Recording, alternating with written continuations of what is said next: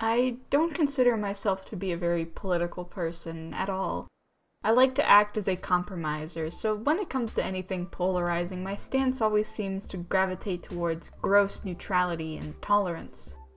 However, in spite of my deficiency in solid beliefs, I can't deny that there is something mesmerizing about debate-driven videos and opinionated content.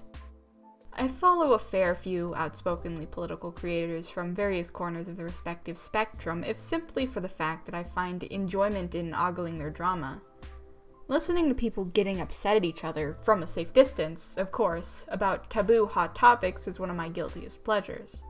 Though it is insanely fun, I will admit, after consuming this style of content for long enough to understand its tropes, I've noticed a few unfavorable trends between creators in the genre that don't play all too favorably with their widely universal message of intelligent discussion and rationality. Ironically enough, a lot of these quote-unquote professional YouTube debaters don't seem to understand how debating works at all.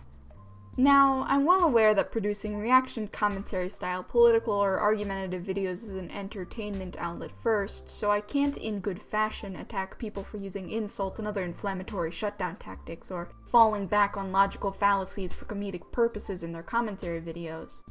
My issue isn't with aggressive media as a whole. However, once familiarized with an exaggerated online persona, it isn't exactly uncommon for political, religious, or social commentators to reflect bad behaviors across multiple platforms, including an actual staged debate. This video is intended to serve as a warning for anybody interested in serious debate, and as a critical interpretation of a fairly common fallacious fallback we could all do well to avoid in future discussion. Thanks for checking out this video. And today I wanted to talk to you all about why common sense is bad for arguments. Well, obviously not common sense itself. By its denotation, common sense is just a rudimentary form of sensibility. Merriam-Webster defines it as the sound and prudent judgment based on a simple perception of the situation or facts, which is a very useful tactic in logical thinking. Without common sense, it is fair to assume that there would be no rational discussion or debate at all. That's partially why the actual point of contempt I wish to discuss today is especially irritating. That point being the cop-out phrase, "it's just common sense." This particular saying typically follows an argument and is used in place of any evidence or thought to justify what is almost always a very low-effort observation. There are lots of variations of this phrase, for example, "that's just the way it is," or "that's just a fact," but I'm going to be using this specific phrase as a point of reference. Now, what's so bad about it exactly? Well, I'll try to explain the premise before we get into fancy terms. The first issue comes with the indication of common sense itself. As I stated, common sense is a reasonable conclusion approached from a simple judgment. It is any statement backed up by observable facts. It's essentially just sensibility, but with the added bonus of indicated peer approval, implying that the vast majority shares this view and can arrive at the same conclusion, so you should too. It's valuable pack instinct. However, just because something is common sense does not mean it is right. We can only observe so much, and ultimately when given only the environment around us to speculate from, the conclusions we can come up with are limited to "this thing is." And very rarely when it comes to complex laws of nature and scientific causation can we determine why everything happens. We see water, and we see that water is liquid, but we can't, without outside technology, see that its molecules are loosely packed and that is why it doesn't have a constant shape. Once we figure this out, we can use that information to contribute to our common sense, but common sense on its own is not enough to come to a solid conclusion. It can very easily lead to a lot of falsifications, actually. For example, let's examine this hypothetical situation. Say that there is a town of people which grows red apples. They have no access to apples anywhere else in the world, so the only apples they've ever seen or are aware of are red. Now assume that somebody comes into town who claims that apples are green. Obviously, they aren't wrong. However, a resident of that town would quickly object because they've never seen a green apple. This town relies exclusively on apple harvest for their exports. And from their perspective, with the citizen being fairly knowledgeable in apples since they grow them for a living, all apples are red. That's just the way it is. That's common sense. In the context of their knowledge of the world, they are correct because they're applying common sense. but obviously the assumption that all apples are red is completely wrong. Their common sense is correct. It's a sensibility that is shared by everybody in the town and formed from legitimate observation, but that doesn't mean that it is factually sound. Now that example was admittedly a bit far-fetched and abstract, but this same principle of reasoning outlines other notoriously unusual ways of thinking. From observation, we can conclude that globes have curves, and when you pour water on a sphere, it slides off.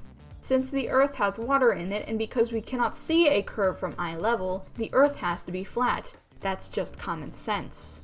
Although there are scientific explanations for why the Earth is round, and obviously, although there has been observation from outer space, a flat earther only has what they can physically see and touch to make assumptions off of, and so to them, the Earth being flat is common sense.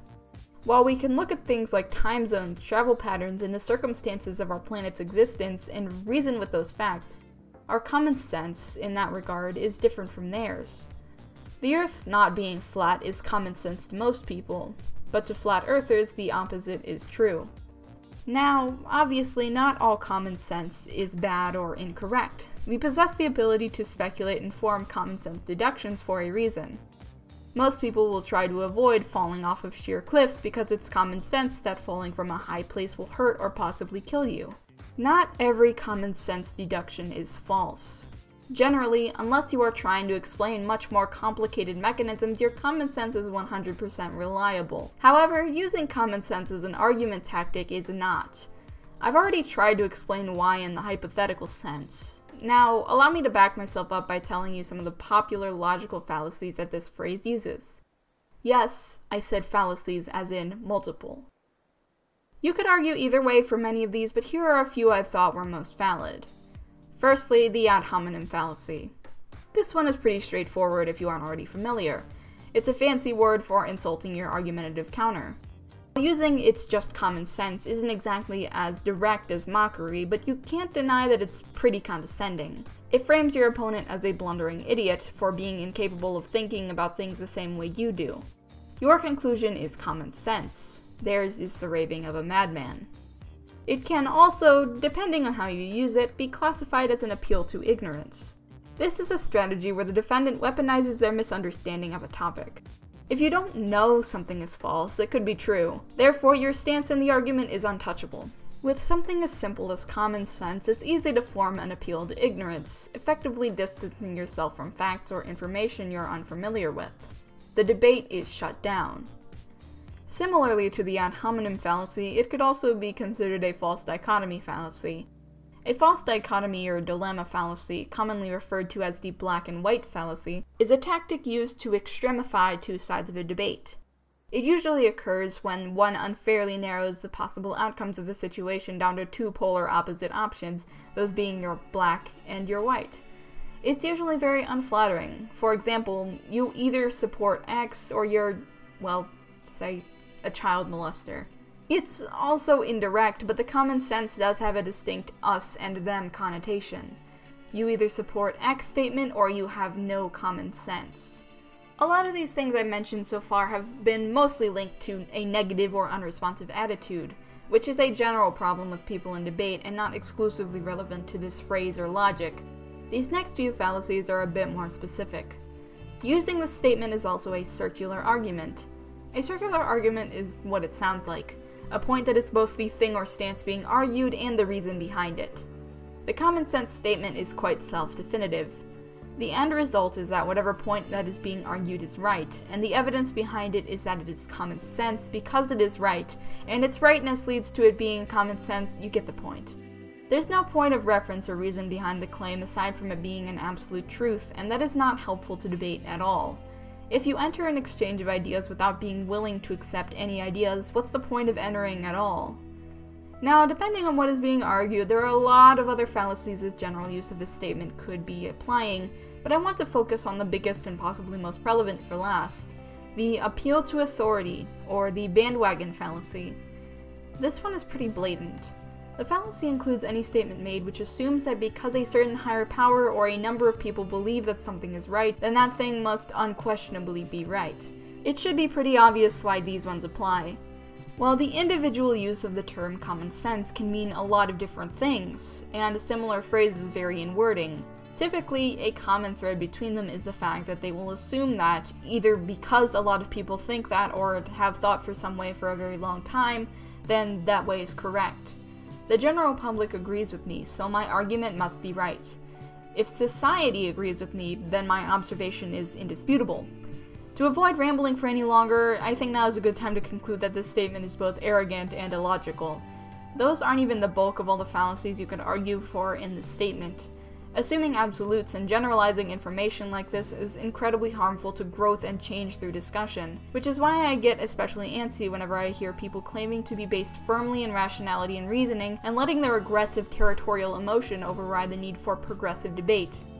Of course, just because your argument is fallacious doesn't mean that it is wrong, and this is the case with anything, but for the sake of communication and discussion alone, please avoid this little tacky saying as much as possible. Well, that was a shorter than usual video. Thank you for listening, everyone. I hope you enjoyed. If you think I'm incorrect, or if you just want to talk about more related or unrelated nerd stuff, feel free to tell me in the comments. I do my best to read all of them, even if I don't respond to them all individually. I'd also appreciate it if you saw anything in the video that you think I could improve, or you have some advice to help me with my content, that you'd let me know, and as well, it's always helpful to get criticism. If you're new, I'm a small channel and it'd really help me a lot if you could like this video and subscribe, if you have the time, of course. And while you're at it, check out all my social medias and chill in my Discord if you're really bored. I post there sometimes. If you want to see the other things I do, that's a place you could go. I promise I have other talents. I hope you all have a blessed day nonetheless. Bye!